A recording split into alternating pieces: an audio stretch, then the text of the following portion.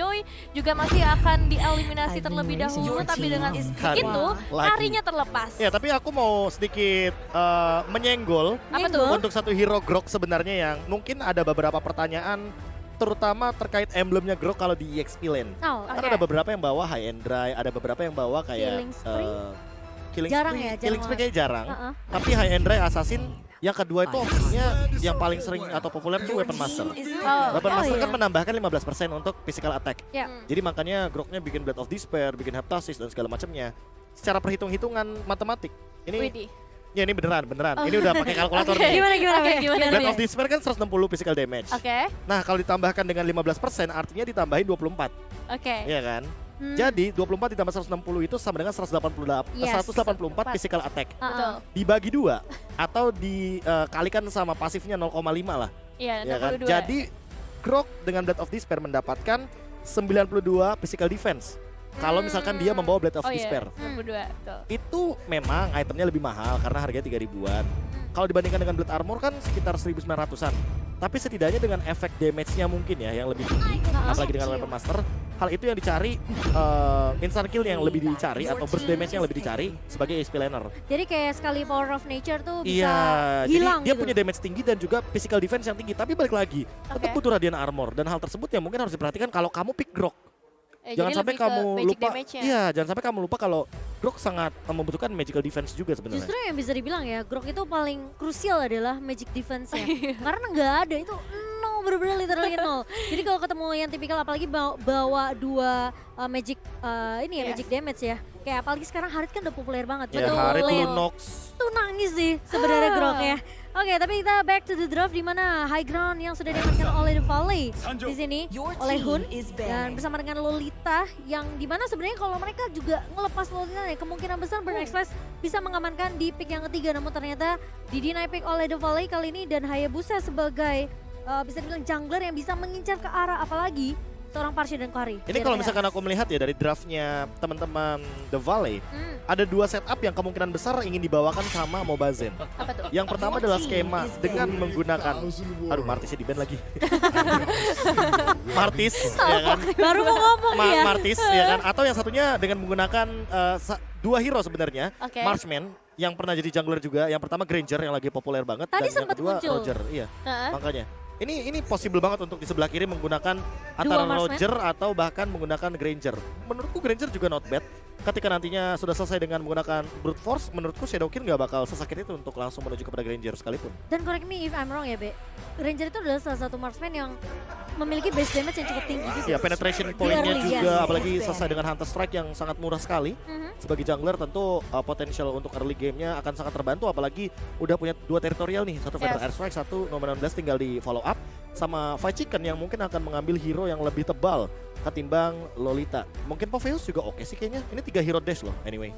Oke, tapi kalau ngeliat banning phase-nya, ini karena Lolita udah diamankan oleh The Valley, kemungkinan dari Burn Express mereka nggak akan ban lagi Matilda. Mereka malah bisa pick Matildanya setelah ini kalau mereka mau. Matilda Lapu-Lapu, Matilda Valentina. That's right. Jadi bisa dibilang Matilda yang bisa dibilang ini salah satu hero comfort juga untuk di Seven. Ya, Untuk dari segi team fight-nya. apalagi mereka kali ini ngebawa Valentina gitu kan. Udah ada Lolita, ada Farsha juga, ada 2 ultimate lah, setidaknya bisa diamankan dengan copy ultimate IMU-nya. Namun untuk saat ini Fredrin bakal langsung dieliminasi juga. Possible untuk taruh di area XP lane, balik lagi early yang juga kuat mengingat ini bakal butuh waktu yang agak mungkin ke arah mid game lah ya dari The Valley baru bisa mengamankan atau memaksimalkan potensial hero mereka masing-masing. Kalau misalkan melihat dari Lapu-Lapu sih untuk sekarang menurutku banyak banget EXP lane yang masih tersisa dan mungkin masih mampu untuk diamankan match up-nya. Grok oke, asalkan tidak terlalu banyak atau tidak terlalu sering untuk terkena poke damage. Popheus juga oke. Atau Yuzong. Yuzong, Ya. yes. Yuzong juga bagus sebenarnya untuk Fight Chicken. Terlebih ketika kita sudah melihat Valentina dan kita tahu sendiri bahwa Valentina di sini memiliki banyak sekali opsi untuk diambil ultimate-nya. Jadi semakin banyak opsi dia juga bakal semakin bingung apa yang bakal kita ambil untuk ultimate. Kayaknya bener airstrike sih untuk opsional utamanya. lebih ke arah damage ya, tapi kalau misalnya pengen nge-set up team fight mungkin 616 oke juga sih. Oke banget bahkan. Iya, oke tapi banget harus gitu siap kan. flickernya. Nah itu dia masalahnya. Dan Grok yang kali ini mereka bawa kembali, ini harus lebih berhati-hati juga. Tapi Itu dia. dengan adanya barrier ya ini oke. Oh, quotes-nya dimasukin sekarang. Wow. Dari Mobile Zane, Cambodia, forget about it. Ini yang Kak B pernah cerita kemarin ya. Ketika Iya. live stream dari Mobile Legends sendiri. Iya, Ditanya gimana ya ketemu sama Cambodia. dia. Forget about it. Begitulah. Itulah. Tapi untuk Barat untuk Mobile Legends, wait what? Wow. Esmeralda. Wow. Ya ketika kita tahu bahwa laning phase dari Lapu-Lapu begitu kuat, apalagi dia punya shield absorb, kenapa enggak bawa Esmeralda yang sekarang pun sudah tidak dijadikan favorit. Yang penting efektif. Iya Kan sih. yang dicari efektivitas untuk laning phase. Bener sih. Betul. Tapi sekarang terlalu squeezy gak sih Esmeralda tuh? Sangat squishy apalagi dengan shield absorb yang selalu di nerf berkali-kali. Iya. Makanya. Terlebih dengan saat ini Karinya bisa menjadi satu sosok yang mungkin akan di match up dengan hero Godlander yang tersisa seperti Clean atau Leslie. Karena Leslie sendiri menurutku sangat berbahaya ketika nanti di late game dan berhadapan dengan hero-hero yang tebal, jadi dia bisa instant burst dengan true damage-nya. Iya, dan aku cukup worry dengan Baratnya sih. Biasa mungkin kalau kita lihat Barat di Waduh. combo dengan Matilda biar movementnya lebih tinggi. Tapi kali ini dengan adanya Cloud, kita akan lihat juga Blessing Duet, Battle Mirroring Image yang akan sangat merepotkan juga untuk masuk ke area backline nantinya bagi teman-teman The Valley. Jujur, tapi ini akan menimbulkan sebuah efek shield absorb tambahan bagi Esmeralda Iya, sebenarnya. makanya. Apalagi dengan Blazing Duet kan kita tahu Betul. itu setiap kali melakukan dealing damage akan menjadi atau di-convert menjadi shield absorb. Dan hal inilah yang mungkin akan menjadi makanan sebenarnya bagi Makanya Fight nih, Chicken. pas dia nge-pick, kalau aku kayak waduh cukup beresiko sih. Berani banget ngambil resiko apalagi bertemu dengan ya oke lah kita tahu Esmeralda sekarang yang cukup bisa dibilang udah di nerf habis-habisan. Ya. Jadi Oke. ngebuat tentunya mungkin Esmeralda tidak akan setenggi dulu. Tapi masalahnya tapi ngebawa ya line up-nya aja sih. Nah. Laning phase-nya aja yang mungkin dipikirkan sama Fight Chicken. Mhm. Dan juga karena dengan beberapa hero yang cukup untuk membadani bagaimana dealing damage dari teman-teman Burn Flash, makanya ini Barat muncul kembali di Land of Dawn. Oke, kita akan melihat seperti apa tentunya untuk match point dari The Volley. Kali ini North America yang harus menyelesaikan tugas mereka tentunya di babak lower bracket. Dan Burn Express tentunya yang harus mati-matian nih. Ngedapetin poin ini atau enggak mereka akan tersingkir dari M-Series. Iya, momen penentuan siapakah yang akan pulang juga pastinya. So, langsung aja kita melihat positioning masing-masing dari kedua jungler pastinya. Satu karya purple buff dan juga orange buff menyesuaikan juga dengan keberadaan Turtle nantinya di menit yang kedua. Dan so far di Seven yang akan coba untuk mengacak-acak terlebih dahulu memaksimalkan potensial early game mereka. Dan juga Hun yang ini benar-benar bahaya banget sih dengan adanya Hun untuk menghadapi seorang Grok. Magical damage-nya kita tahu sendiri burst dengan feather attack-nya begitu besar. Bisa ditempel terus Dato Emir ATM di tangan seorang White Chicken, sementara di area mid-nya Mobazin bakal berfokus terlebih dahulu untuk mendapatkan detonasi welcome-nya, baru akan rotasi. Tapi Siket sepertinya dengan pergerakan dari seorang Siket yang bisa memberikan efek dari fight ini sebenarnya bisa mengusir pergerakan dari seorang Hun juga. Meskipun kita tahu Hun memiliki efek stun dengan adanya Curse of Crown-nya, Ya. tapi dengan efek dari fight tentunya ini bisa membuat Hun tentunya agak sedikit bermain lebih pasif dalam meng-clear minion di area mid-nya. Ya, harus benar-benar berhati-hati untuk cari positioningnya juga, di mana dia harus ngebuka feather attack-nya dan juga mungkin akan menguras wings by wings yang bisa ia gunakan. Cuma akan bergeser ke area mid lane terlebih dahulu, entah kali ini akan melakukan inisiasi langsung kah atau hanya setidaknya memberikan beberapa damage aja dan pressure, apalagi ditambah dengan barrier yang baru saja dipasang oleh seorang Dizeven. Iya, hanya memberikan sedikit poke damage dari seorang Cema, tidak akan membuka satu buah shadow kill-nya ke arah seorang Hun. Bermain lebih bisa dibilang berhati-hati juga karena tadi backupan dari The Volley masih cukup dekat dengan ada Super Shark dan juga Mobile Legends yang melakukan rotasi, tapi di area mid Kalindo mulai ditahan, terkena stun dan bahkan satu buah detonas welcome sempat di cancel dan bahkan bukan bisa dibilang cancel lah, dapat dijual oleh seorang Cema dan Cema bakal berhasil untuk mendapatkan setidaknya sedikit assist karena first blood berhasil diamankan oleh D7 di area midnya. Wow, first blood by Infinix ya berhasil diamankan kali ini, Profesor. Dia menjawab sebuah Deton's Welcome dengan Shadow Kill. Iya. Dan jangan lupakan bahwa tadi Cuma juga mengamankan ke arah Flame Retribution. Jadi teman-teman dari The Volley sebenarnya pada game kali ini ya, winning condition mereka tuh harus saling menjaga satu sama lain. Jangan sampai ada yang tertinggal sendirian, ketimbang nanti untuk efek high end ray-nya aktif, dan Flame Retribution ini kan menambahkan damage untuk Shadow Kill, jadi damage-nya akan berlipat ganda. Sehingga nantinya siapapun yang terkena target dari Quad Shadow akan bisa di-burst dengan instan, apalagi untuk sekarang. Hayabusanya Cema sudah jelas sekali, Flame Retribution. Dan dia mungkin akan langsung menuju kepada Hunter Strike atau setidaknya langsung menuju kepada item-item damage agar nanti lebih memiliki power potential untuk pick off. Ya, satu buah Fury Hammer sudah di tangan oleh Cema dengan penetration yang akan diamankan oleh Cema di sini. Sementara, terkena stun dengan adanya Curse of Crow, Hun langsung ngebuka satu buah Wings by Wings. Lebih respect dengan damage yang dimiliki oleh pemain-pemain dari Burn Express. Sementara, T7 masuk dengan satu buah wall charge dan bahkan dengan flicker yang dikumpulkan, tapi Super Shark terjebak kali ini masih punya flicker untuk mundur dan bahkan Guardian Bulwark yang di pop up oleh seorang Super Shark membuat dia tentunya tidak mudah ditumbangkan di area midnya, Nevin. Wow, satu inisiasi yang cukup mengejutkan juga ya dari seorang D7, ditambah lagi dengan flicker yang ia buka membuat benar-benar sekarat langsung dua pemain dari teman-teman The Valley.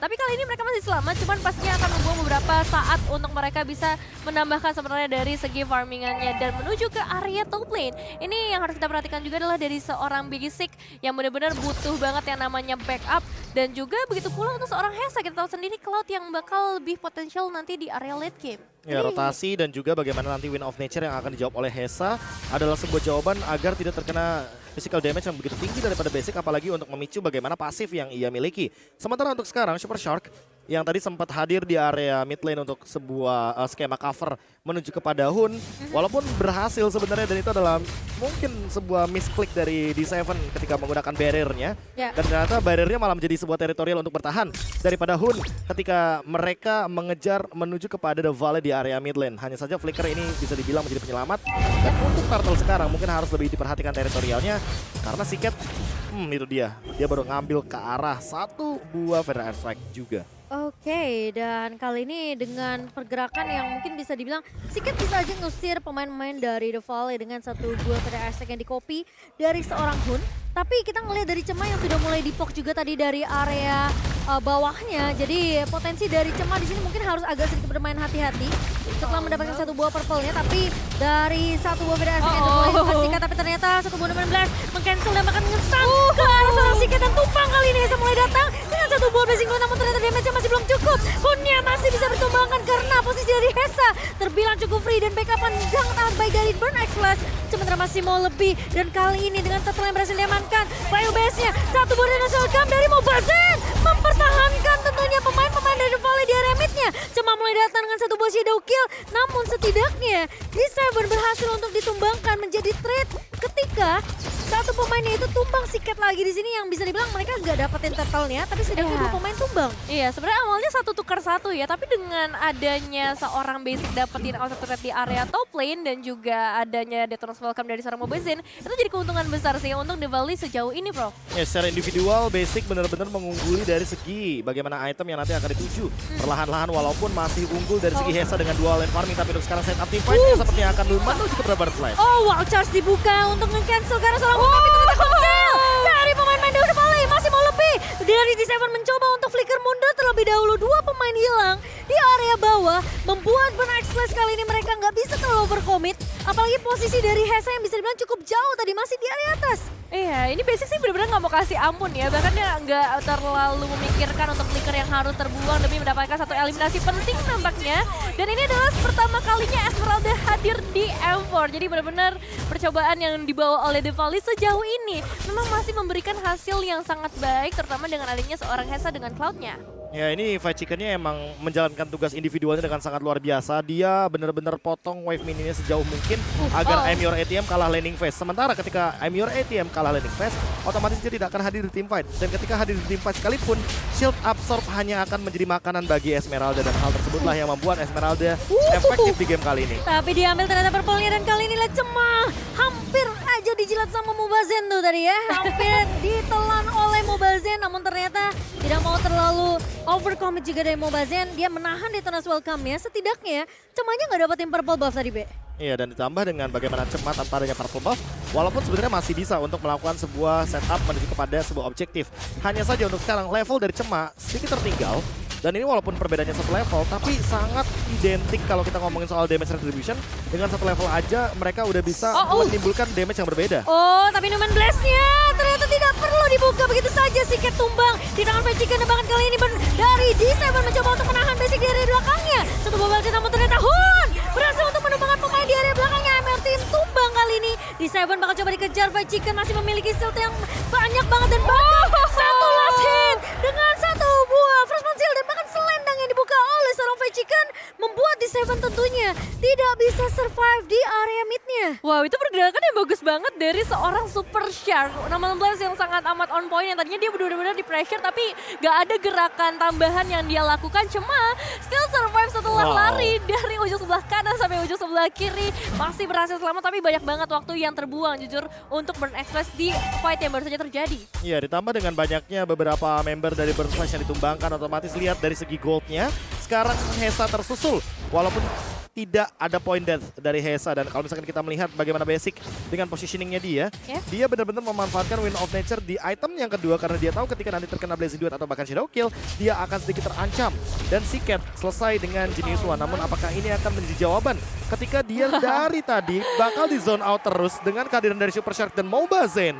Semakin late game akan semakin lebih mengerikan karena sepertinya sudah ada satu stalactite di tubuh dari Detona. Dan untuk sekarang akan menuju kepada Blade Armor, agak Cema dan juga Hesa tidak maksimal dari physical damage-nya. Oke. Dan kali ini sepertinya Burn Express mereka harus kasih benar-benar space ke arah seorang Hesa sih. Tapi masalahnya ini dengan kehadiran Esmeralda ini ngebuat PR tentunya untuk The Volley. Sementara di area mid tiba-tiba Hun terculik begitu saja. Dan bahkan Basic mulai datang kali mencoba untuk mendapatkan trade dan di Seven tumpang di tangan Basic. Siket masih mau lebih, Cema mulai datang kali ini bakal coba untuk sedikit menjuk pemain-pemain dari The Volley. Dengan seadanya Quad Shadow yang di pop up dari Cema. Perbedaan bisa dibilang level ya Be ya. Iya, dari Cema dan juga Mobazen dia ngebuat Cema kayaknya agak sedikit main hati-hati deh. Agak main hati-hati dan ditambah dengan tadi Super Shark itu hanya memanfaatkan basic karena basic masih ada flicker. Jadi mau gimana pun basicnya ini jadi umpan. Biasanya kan Fight Chicken yang malah jadi umpan. Ternyata sekarang malah diubah, basicnya yang jadi umpan. Mencoba untuk ya dibiarkan di depan sendirian, di backup dengan satu Numen 16 saja. Kalau misalkan connect itu bakal menjadi sebuah umpan yang berhasil. Dan untuk sekarang Mobazen udah mulai invasi jungle karena unggul 2 level dengan damage retribution yang sangat amat tinggi. Ditambah untuk sekarang Lordnya ada, jadi Mobazen memicu agar Cema melakukan sebuah retribution. Tapi ternyata retributionnya tidak digunakan ya. Karena mungkin potensi dari Cema tentunya nggak mau 1v1 dengan, bahkan bisa bilang 1v3 dengan pemain-pemain dari Volley di area orange-nya. Sementara dengan Lord yang sudah mulai muncul by UBS kali ini mulai di poke dan bahkan ini kayaknya bait dari The Volley sih. Mereka tentunya bakal coba untuk nge-bait, maksain. Lihat conceal play udah mulai dibuka oleh Burn Express di Seven mencoba untuk mencincar karena basic tapi tidak kena. Karena Phantom Death dari seorang basic masih bisa digunakan, masih bisa mundur dan Mobazen berhasil untuk mendapatkan Lord Slam by UBS. Dan bahkan di fight-nya dipaksakan oleh The Volley di area mid-nya Amiora TM. Bakal coba dikejar double kill ya, makin Hesa ngebuka satu buah basic duet. Chicken memang tumbang di area depan tapi dari Cema nggak memiliki damage yang cukup ketika shadow kill-nya dibuka dan dibagi-bagi ke arah pemain dari The Volley. Ya kan tadi sempat kita bilang bahwa winning condition dari Hayabusanya ini harus dihindari. Yaitu adalah tetap saling jaga dan saling bahu-membahu. Agar tidak ada High Ender yang aktif, Flame Retribution yang bisa dipencet. Dan juga ditambah dengan dibagi menjadi 3 otomatis damage dari Shadow Kill gak bakal maksimal. Ya, dan kali ini Federasi juga kembali lagi dibuka pastinya untuk bisa mengusir pergerakan para pemain Burn Express dengan Lord yang udah mulai masuk di area top lane. Memang tadi ada pertukaran 2, tukar 1 untuk The Volley, tapi kali ini dengan Lord yang mereka bawa, ada efek stun yang bisa menyeluruh ke arah 4 pemain dari Burn Express. Membuka kesempatan kah? Karena sebenarnya agak sulit nih, defensif dari Burn Express juga masih begitu kuat untuk langsung meruntuhkan ke arah Lordnya. Ini Lord pertama sih, jadi masih aman, masih bisa ditahan oleh Burn Express. Ya tinggal gimana cara untuk melakukan defense dari Burn Flash aja dan mereka tidak boleh untuk terpicu untuk melakukan sebuah setup teamfight di area jungle. Kayak tadi conceal play-nya itu agak sedikit beresiko ya Be ya. Apalagi di Seven wall charge-nya nggak connect ke arah basic, masih punya phantom step dari basicnya, 2 escape mechanism, apalagi dia punya flicker. Jadi masih bisa cukup aman lah posisi dari basic sendiri Nevin. Iya, masih banyak resource yang bisa digunakan ya oleh kedua tim. Dan untuk Burn sendiri sebenarnya ya ini bakal bergantung juga nanti bagaimana dari Siket dan juga Hesa membuka kombonya. Dan di Seven inisiasi yang diharapkan pastinya untuk bisa tidak menahan 1-2 player lah. Karena kalau misalnya satu pemain dari The Volley hilang, Burn Express tuh punya kesempatan juga untuk bisa memberikan pembalasan teamfight-nya. Dan Siket udah langsung mengamankan juga ke arah nomor 16. Ya ini sebenarnya mengambil ke arah Numen 16 menjadi sebuah tanda tanya juga buatku.